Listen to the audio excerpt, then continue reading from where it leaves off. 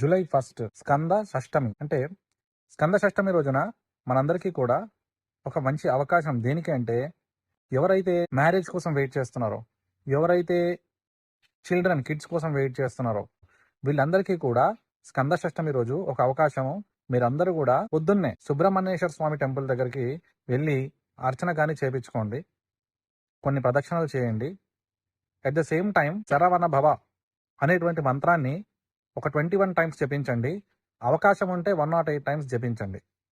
ఎందుకంటే సుబ్రహ్మణ్యేశ్వర స్వామి సర్వ సైన్యాధ్యక్షుడు దేవతలందరికీ కూడా.